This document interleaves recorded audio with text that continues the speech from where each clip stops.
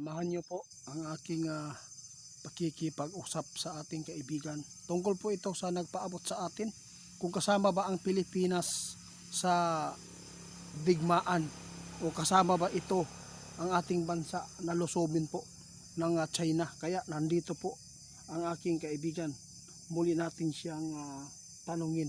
Kaya sa lahat ng makapanood, kung ano man po itong ipapaabot ng ating kaibigan, huwag lang po tayo magpanik mga idol, kasi alam nyo naman po talaga na itong mundo natin ay palala ng palala. Kaya subukan natin tawagin si Linyo. Kaibigan Linyo? Linyo? Salamat. Kumusta kaibigan? Maayong gabi. Salamat po, narito kayo. Mayroon akong itatanong sa inyo. Tungkol po ito sa ipinapaabot sa atin ba? Mayroon po nagtanong sa atin kung kasama ba talaga ang Pilipinas sa gulo? Mayroon ba talagang plano ang China na isa po tayo dito sa lusobin? Salamat. Guys, sabi ng ating kaibigan ngayon, sa totoo lang ito, kailangan talaga maghanda ang Pilipinas. Dahil isa po talaga tayo dito mga idol na planado ng China na isa po tayo dito sa lusobin nila. Kaya maghanda na lang po tayo mga idol. Huwag lang po kayo magpanik mga idol, dahil hindi naman po natin ito mapipigilan, dahil nakasulat naman po talaga ito sa Biblia na yung digmaan pang daigdig, di ba kaibigan? Oo, maraming nagpaabot sa ating kaibigan. Kung sakali man na lusobin tayo ng China, sino po ba talaga daw ang mananalo? Kasi po minahal po daw ang Pilipinas ng Panginoon. Oo, kaya itatanong ko po sa inyo, okay lang po ba?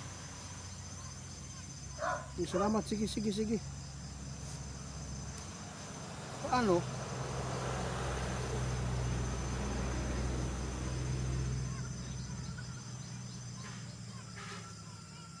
Grabe guys. Ito ang sagot ng ating kaibigan. Alam po niyo mga idol, wala talaga tayong laban dyan. Dahil napakarami nilang mga sandata. Kung i-ano sa atin, walang laban. Kaya kung sino man ang makapanood, kailangan talaga natin na maghanda. Huwag lang po tayo magpa-kampante ngayon mga idol, dahil po isa po tayo dito ngayon na punteriya ngayon ng China. Tayo po ay pinakadelikado na bansa dahil wala tayong kakayahan sa pandigma. Iilan lang po ang ating mga kargada dito. Kaya sa lahat ng makapanood, walang iba pong magawa natin kundi maghanda at manalangin, no? Kung mayroon man pong mga makapanood sa amin, lalo na yung nag-request, idol, isa po tayo dito idol sa lulusobin ng China. Yun po ang totoo. Kahit sabihin man ninyo hindi mangyayari talaga.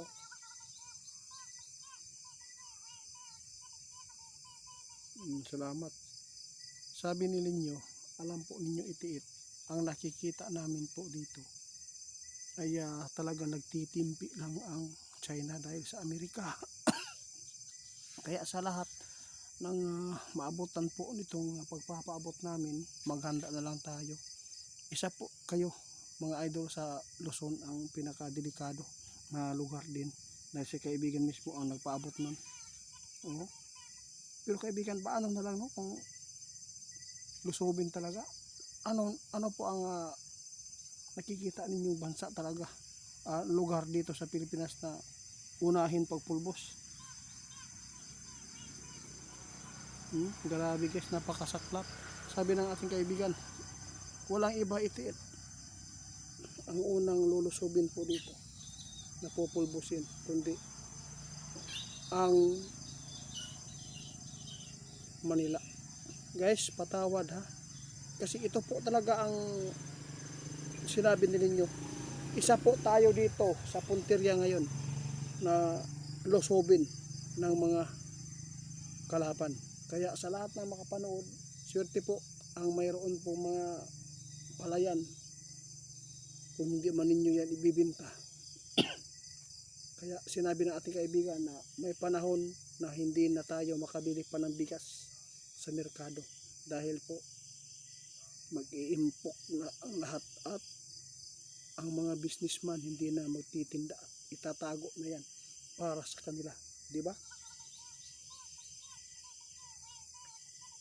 So, oo, totoo yan kaibigan, tama po yung sinasabi po ninyo kanina eh.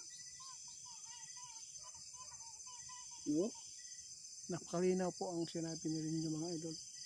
Kaya kung sino man ang makapanood daw ngayon, isa po tayo dito sa pinakadelikadong bansa dahil sa kaguluhan. Hindi ito maiwasan mga idol, talagang mangyayari. Sana po mayroon pong mga makatulong sa atin mga idol kung sakali man. Tingnan po ninyo yung nangyari dito sa atin, puro nakawan, puro na lang siraan, walang kwenta. Kaya sa lahat ng makashare nito, maraming salamat mga idol. Maghanda na lang po daw tayo, sabi natin kaibigan. Guys, hanggang dito na lang mas kaibigan, no? Paki-report po sa FB, Facebook page ni Ghost Hunter 88 Fans at kanyang TikTok dahil hindi po yan ako, no? Ang mga profile ko lang ang nilagay niya at ang mga video ko lang ang ninakaw niya, kaya mapagkamalan talaga ninyo na ako yan dahil ako po talaga yung mga video na yan ninakaw po nila.